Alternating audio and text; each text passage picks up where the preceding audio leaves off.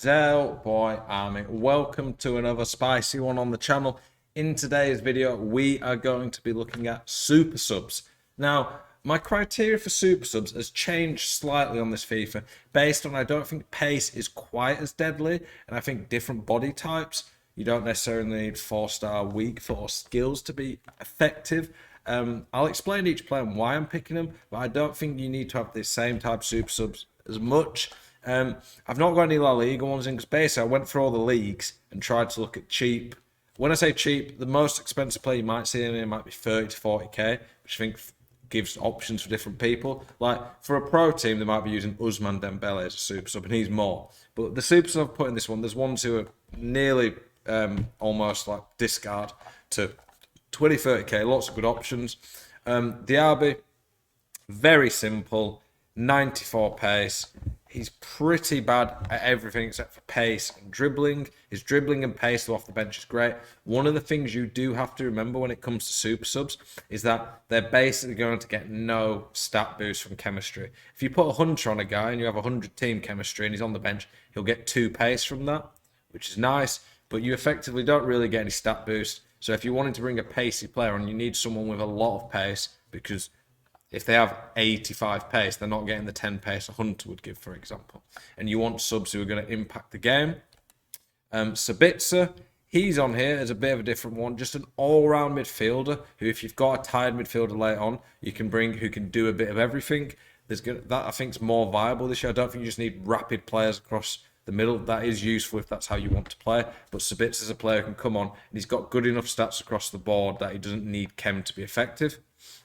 Sane, similar-ish to Diaby, not quite as good on the ball, not quite as quick, but much better physically and at shooting, so depends what you prefer. Muriel, obvious why he's on here, strong, decent finishing, rapid, very solid dribbling. He's going to be very good off the bench, very good player in this game, 4-star, 4-star. Mkhitaryan, he's one of these who doesn't have insane stats, but he's super, as in without chemistry. With a hunter, this card's pretty ridiculous. But without chemistry, he's not a fantastic card, but he has 4-star, 5-star. So if you like to have that, then that does help him a lot and makes him a lot more viable. You do have to remember as well, if you bring on a guy with 85 pace, sorry, I lost my train of thought. If you bring on a guy who's got like 85 pace, against centre-backs who have 90 pace with a shadow, if they've got half the stamina missing, Mkhitaryan will still be faster. It's just, do you prefer to have the weak foot and skill moves, or do you prefer to have someone absolutely rapid who can just blitz them?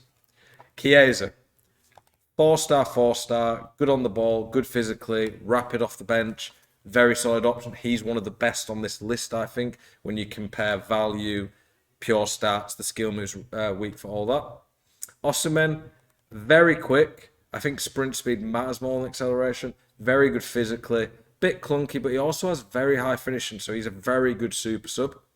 Kessie, similar to Sabitzer, he's not very good going forwards without a boost to pace or shooting. I play him with a shadow anyway in my team, but coming off the bench, very good physical, very nice, well-rounded stats. If you need someone to show up the defence, Kessie's going to be really good for that. He is a bit expensive, though, for one of the subs. Anderson, very good. Again, he's a player who relies a little bit more on the chem boost, because the chem boost makes that finishing a lot more usable and gets him to 99 pace. But obviously, you don't get that off the bench. Felipe Anderson, though, very good card still.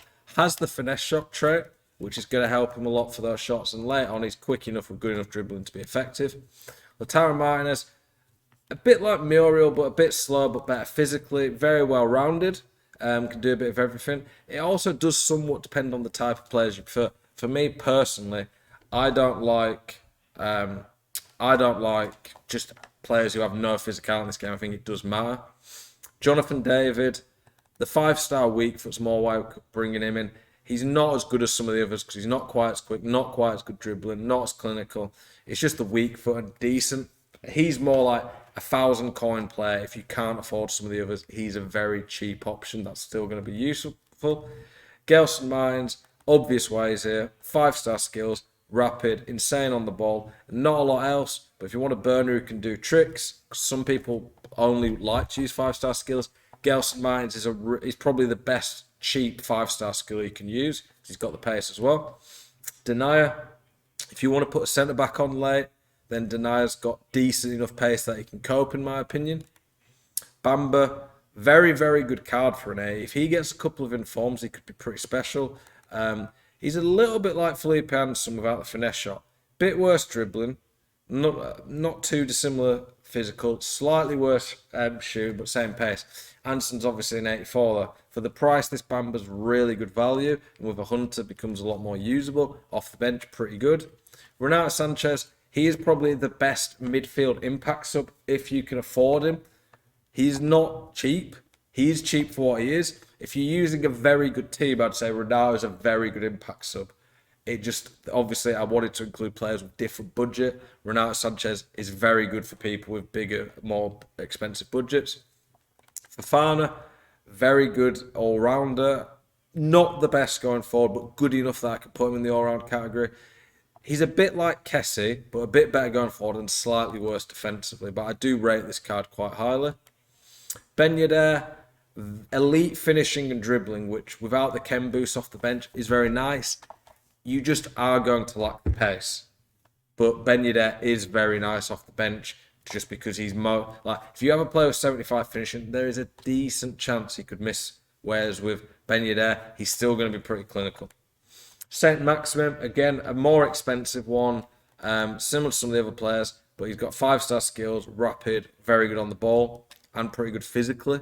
Like, the aggression doesn't matter as much, I don't think, on dribblers. Strength and balance is big. Reguilon, I'm putting him in. Tierney could be another one, but I run out of spots. Reguilon could be in as one of the players who's a pacey fullback you could bring on. Any subs who are 90-plus pace fullbacks who are not bad value tend to be rubbish in other areas, whereas Reguilon's pretty solid overall. Saw him beat my Villa side today live in person. Sarr, rapid. He's basically Diaby, but more physical, better shooting, even quicker. Very nice impact sub. Obviously doesn't have the weak foot. Adama Traore would be a similar card to this one. Rafinha, very good value. 4-star, 4-star. Quite similar to the Felipe Anderson card. Does he have the finesse shot trait? He probably should have the finesse shot trait. Leon Bailey, a very good one again. Very good on the ball. Decent enough shooting. Rapid. Not the worst physicals for a guy who's going to be so cheap. I think Leon Bailey's definitely a good one to have there.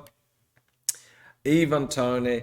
He's on here because he has very good agility, which will make him a lot more usable in game on the ball. Elite in the air, considering he's 6'2" with those physical stats. He's going to have a chance of scoring headers. Very nice physical in terms of the strength aggression. Decent enough pace, and then he's clinical as well. This Ivan Toney card is only 3-star, 3-star. So on previous FIFAs, I wouldn't have even dreamt of putting him in, but I can recommend him on this game on the basis of I think they're a lot more usable. Those are my super subs. I didn't have the La Liga ones in. You'd have had someone like Isak would have been in there.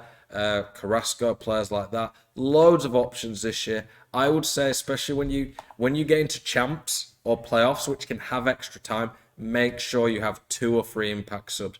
At least 1 defender and then at least 2 attackers / midfielders. I tend to have 1 defender, 1 midfielder and 2 attackers, and depending on the game situation, we'll make subs accordingly. I might only sub a defender on, to be honest, if I get a red card, which is very rare on FIFA. But normally I'll sub 1 midfielder and then I'll sub 2 attackers. Depends on your team. If you have a God squad with R9, Pele, Huller, players like that, you're probably not subbing them off. But you get what I'm saying. Appreciate you guys watching this video. Hope you enjoyed it. As always, keep it spicy. I'll see you in the next one.